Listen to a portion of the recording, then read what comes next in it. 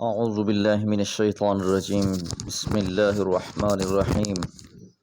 إنا عرضنا الأمانة على السماوات والأرض والجبال فأبين أن يحملنها وأشفقن منها وحملها الإنسان إنه كان ظلوما جهولا ليعذب الله المنافقين والمنافقات والمشركين والمشركات ويتوب الله على المؤمنين والمؤمنات وكان اللہ غفورا رحیما۔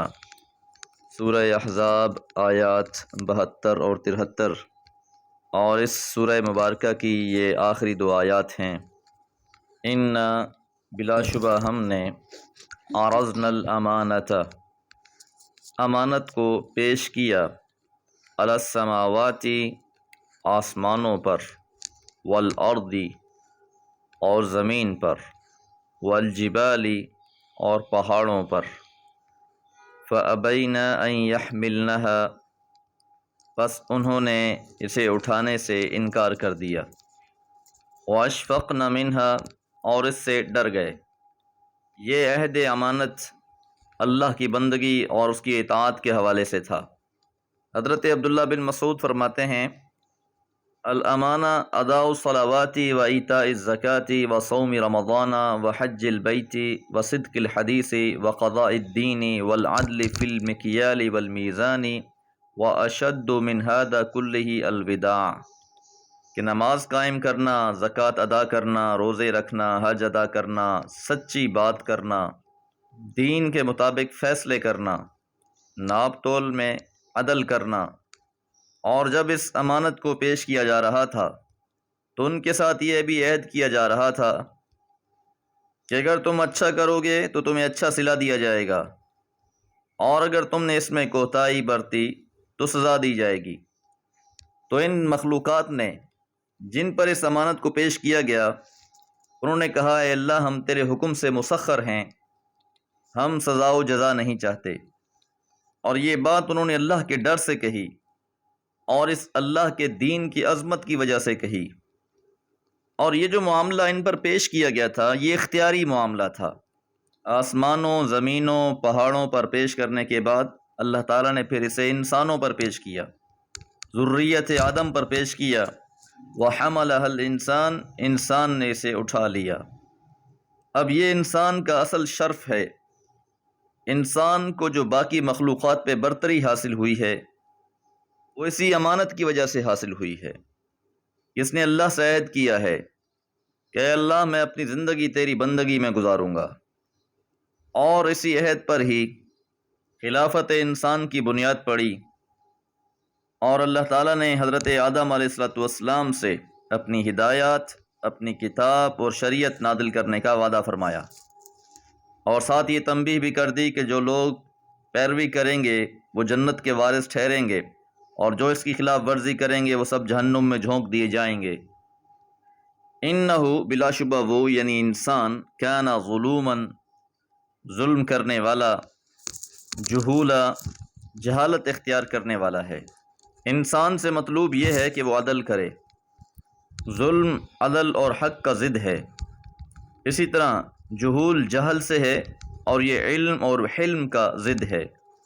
اس عہد کے مطابق مطلوب تو اس سے عدل تھا، مطلوب تو اس سے علم اور علم کی پیروی تھی، لیکن اکثر انسان عدل کے بجائے ظلم کی راہ اختیار کر لیتا ہے، علم کے بجائے جہالت کی راہ اپنا لیتا ہے، جذبات سے مغلوب ہو جاتا ہے، اور جذبات سے مغلوب ہو کر ہی انسان حق کی راہ چھوڑ دیتا ہے۔ تو اللہ تعالیٰ نے انسان کو سب سے بہترین مخلوق بنایا۔ لَقَدْ خَلَقْنَا الْإِنسَانَ فِي أَحْسَنِ تَقْوِيمٍ۔ جب تک انسان عدل اور علم کی راہ اپنائے رکھتا ہے وہ اشرف المخلوقات رہتا ہے، لیکن جب وہ ظلم اور جہالت کی راہ اپنا لیتا ہے تو اسی کے بارے میں فرمایا، ثُمَّ رَدَدْنَاهُ أَسْفَلَ سَافِلِينَ، پھر اس کو لوٹا دیا نچلوں سے بھی نچلا کر کے۔ کہ اگر انسان اپنے شعور کو بالائے طاق رکھتے ہوئے علم اور عدل کی راہ چھوڑ دے، جو زندگی کے ہر معاملے میں مطلوب ہے، تو پھر انسان گھٹیا سے بھی گھٹیا تر ہو جاتا ہے۔ انسانوں کو تخلیق کرنے کے بعد اللہ کی نازل کردہ شریعت، اس کے احکامات کسوٹی ہیں، جو ان معیارات کو اپنے معیار بنا لے گا، جو ان صفات سے متصف ہو جائے گا، جو اپنے آپ کو ان کے تابع کر لے گا، ایسے لوگ تو اللہ کے ہاں عزت و مقام والے ہوں گے۔ لیکن بہت سے لوگ اس معیار پہ پورے نہیں اتریں گے، وہ ناکام ٹھہریں گے۔ اب ان کے بارے میں فرمایا لِيُعَذِّبَ اللَّهُ الْمُنَافِقِينَ، تاکہ عذاب دے اللہ تعالیٰ منافق مردوں کو، والمنافقات اور منافقہ عورتوں کو، والمشرکین اور شرک کرنے والے مردوں کو، والمشرکات اور شرک کرنے والی عورتوں کو۔ عدل اور علم یہ ہے، اللہ وحدہ لا شریک ہے، دین اسی کی طرف سے نازل شدہ ہے۔ انسان اس کے مقابلے میں ظلم اور جہالت کی راہ اپناتا ہے، اللہ کی ذات و صفات میں شرک کرنا شروع کر دیتا ہے، دین میں شک کرتا ہے، دنیاوی مفاد کو آخرت پر ترجیح دیتا ہے، تو نتیجہ بالآخر عذاب کی صورت میں ہوگا۔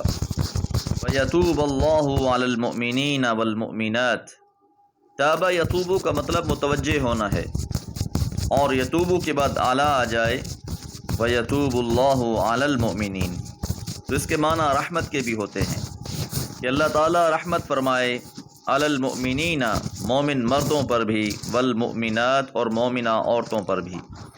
تو جو لوگ یقین کرنے والے ہیں، زندگی کے ہر معاملے میں عدل اور علم کے ساتھ کھڑے ہیں، حقوق اللہ اور حقوق العباد میں علم اور عدل کا دامن پکڑا ہوا ہے، ایسے لوگ ہی اللہ تعالیٰ کی رحمتوں کے مستحق ٹھہریں گے۔ وَكَانَ اللَّهُ غَفُورًا رَحِيمًا، اور اللہ تعالیٰ بخشنے والا اور مہربان ہے۔ بفضلہ تعالیٰ سورہ احزاب مکمل ہوئی۔ دعا ہے اللہ رب العالمین ہمارا پڑھنا اور سننا اپنی بارگاہ میں قبول فرمائے۔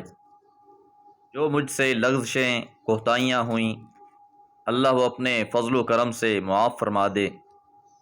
اللہم انک عفو تحب العفو فاعف عنی وما علی الا البلاغ۔